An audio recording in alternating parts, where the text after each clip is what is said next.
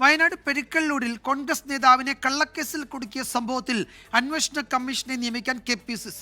കേസിൽ കുടുങ്ങി 17 ദിവസം ജയിലിൽ കിടന്ന തങ്കച്ചൻ നൽകിയ പരാതിയിലാണ് പാർട്ടി നടപടി. ഒരാഴ്ചയ്ക്കകം നടപടി സ്വീകരിക്കുമെന്ന് ഉറപ്പ് ലഭിച്ചതായി തങ്കച്ചൻ പറഞ്ഞു. നിന്നെ വീട്ടിൽ കടത്തി ഉറപ്പില്ല എന്ന് DCC സെക്രട്ടറി പറയുമ്പോൾ അദ്ദേഹത്തിന്റെ തൊട്ടടുത്ത് DCC പ്രസിഡന്റ് ഇരിപ്പുണ്ട്.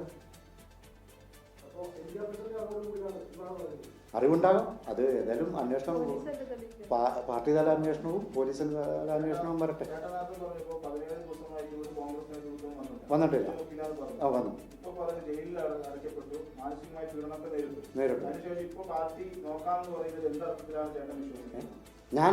നമ്മള് ഗൂഢാലോചന നടത്തിയവരെ കണ്ടെത്താൻ പോലീസ് അന്വേഷണവും ഊർജിതമാക്കിയിട്ടുണ്ട്. പോലീസ് നേരത്തെ തന്നെ വിശദമായ അന്വേഷണം നടത്തേണ്ടതായിരുന്നുവെന്നും കോൺഗ്രസ് നേതാക്കൾക്ക് ആർക്കെങ്കിലും പങ്കുണ്ടെങ്കിൽ നടപടിയെടുക്കുമെന്നും KPCC അധ്യക്ഷൻ പ്രതികരിച്ചു.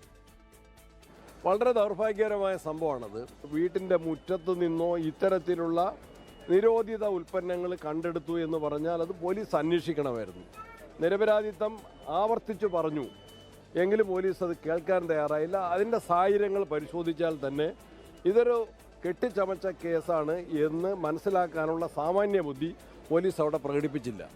കോൺഗ്രസിൻ്റെ അകത്ത് ആർക്കെങ്കിലും അതിന് പങ്കുണ്ടെങ്കിൽ ഗൗരവബുദ്ധിയ ആ കാര്യത്തിൽ കോൺഗ്രസ് പാർട്ടി അച്ചടക്ക നടപടികൾ സ്വീകരിക്കും. ലോകത്തെവിടെയായാലും ഏത് സമയത്തും 24 വാർത്തകളും ഓഗ്മെന്റഡ് റിയാലിറ്റി പാക്കേജുകളും എക്സ്പ്ലെയിനറുകളും വിശദമായി കാണാൻ ഞങ്ങളുടെ YouTube ചാനൽ നിങ്ങൾക്ക് സബ്സ്ക്രൈബ് ചെയ്യാം.